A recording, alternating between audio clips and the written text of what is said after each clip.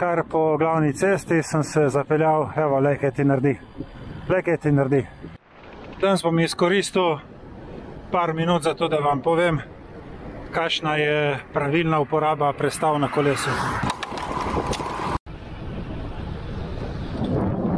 Tukaj ste, živijo. Sobota, 30. januar. V Novi Gorici se je pokazalo malo sonca. V četrtek je cel dan padal dež.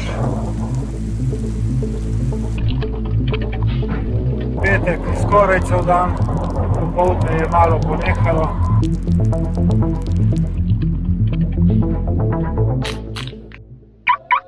Že prede. Zaenkrat se peljem v smeri proti Ajdovščini, potem bom pa še videl naprej, kam me bo odnesla pot. Pri specialki je sistem narejen tako, da je menjalnik na isti ročici kot zavora. Z ročico na levi strani prestavljamo sprednje zobnike, z ročico na desni strani pa zadnje. Z celotno ročico prestavljamo verigo iz manjšega na večji zobnik, z manjšo tačko pa prestavljamo iz večjega na manjši zobnik.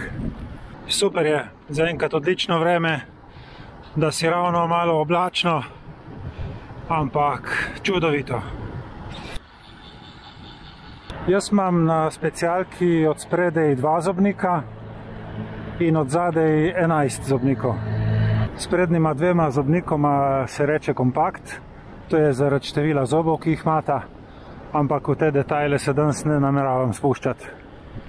Če slučajno kdo ne ve, manjši zobnik spredaj pomeni bolj mehke prestave, večji zobnik spredaj pomeni bolj trde prestave. Od zadaj je obratno, večji zobniki bolj mehke prestave, manjši zobniki od zadaj trde prestave.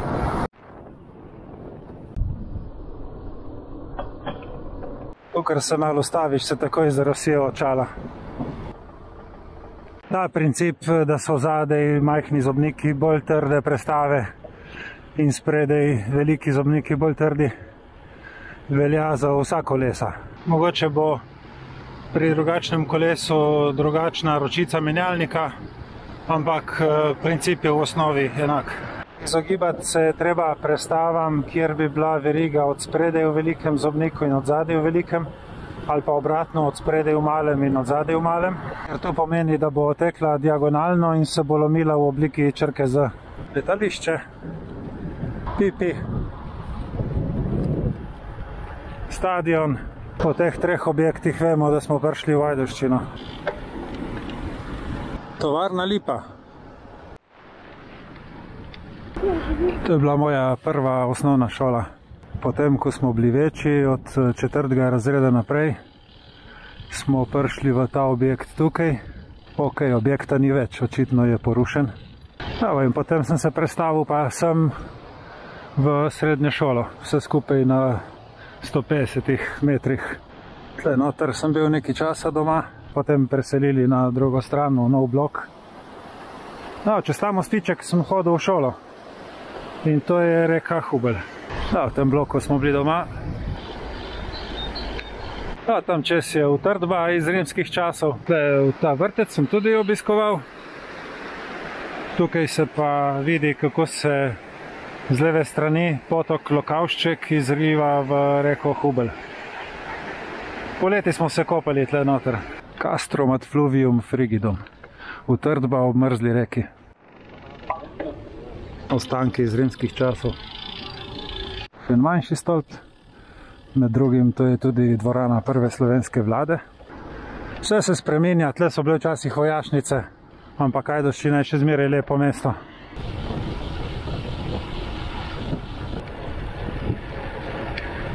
Malo me je zaneslo tle v Ajdovščini, tako spomini iz otroštva. Ok, zdaj pa nadaljujem s predavanjem. Dobro, potem je najboljše, da povem, kako jaz prestavljam. Ko je moj Fuji parkiran, oziroma ko stoji na mestu, ga imam od spredaj na manjšem zobniku in od zadaj na sredini, se pravi na 6. zobniku.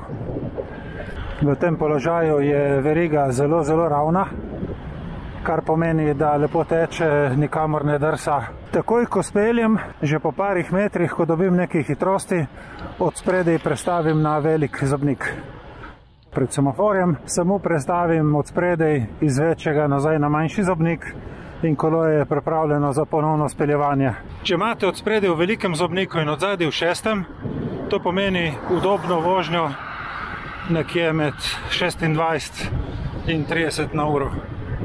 To v glavnem drži za večino ravninskih tur. Če gre cesta rahlo navzdol, potem šele začnemo uporabljati zadnji zobnik, kjer dajem v bolj trde prestave.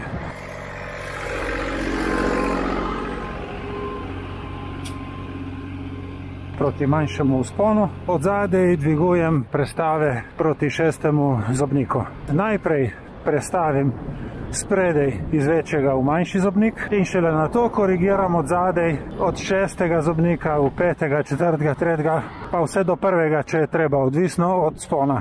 Ko se vzpon zmanjšuje oziroma pojenjuje, spet od zadaj dajem v manjše zobnike, vse do šestega in potem prestavim od spredaj, če cesta to dopušča, nazaj na večji zobnik. Super je, se pozna jugo. Sicer prinaša novo pošiljko dežja, ampak peljem se pa ko z mopedom. No in ko sem se že lih razgovoril o menjalniku danes, pa vam dam lahko še en bonus na svet. In sicer ta male tačke pri menjalnih ročicah uporabljam tudi za opozarjanje pešcev na kakšni kolesarski stezi. To trkanje se zelo dobro sliši, s tem nekako poskrbim, da ne bi prišlo do kakšnega trčenja. Se pravi, ta sistem od zadaj, od 6. proti 11. zobniku, samo kadar imam spredaj na velikem, in pa od 6. zadaj proti 1. samo kadar imam od spredaj na malem zobniku, tega sistema se držim 99% časa. Prej včasih kakšna izjema, kakšen zelo kratek vzpon, grbina, kakšno razgibavanje med vožnjo, vožnja stoje. Na današnjem krogu, ne glede na vse vzpone in spuste, od zadaj nisem prišel višje kakor do 3. prestave in ne nižje kakor do 8. Večini se bojo verjetno zdele te ideje okrog uporabe prestav na kolesu popolnoma samoumevne in brez veze, ampak zmeraj obstaja pa upanje, da se bo najdo kdo, ki mu bo ta nasvet prišel prav. Se mi je že zgodilo, da mi je nekdo rekel, ko sem razlagal svoj sistem: vidiš, tega ti noben ne pove. Če kdorkoli misli, da je ta nasvet uporaben ali pa če ve za kakšno boljšo idejo glede prestav, prosim, javite se in napišite v komentar. Vsak nasvet je dobrodošel. Skladno z vremensko napovedjo se je popolnoma pooblačilo, zato sem še toliko bolj vesel, da sem v to sobotno popoldne uspel stisniti 3 urce kolesarjenja. Po glavni cesti sem se zapeljal vzdolž Vipavske doline od Nove Gorice do Ajdovščine in Vipave, nato pa prečkal hribovje čez Manče v dolino Branice in se čez Branik vrnil nazaj domov. Ta razmišljena okrog uporabe menjalnika so bila podana iz vidika rekreativnega kolesarja. Za kakšne profesionalne nasvete se boste mogli pa obrniti na koga drugega. Tudi če je oblačno, je še zmeri super. Vse skupaj to znese 80 km, vozil sem se pa 3 ure in 10 minut. Hvala za pozornost in se vidimo prihodnjič.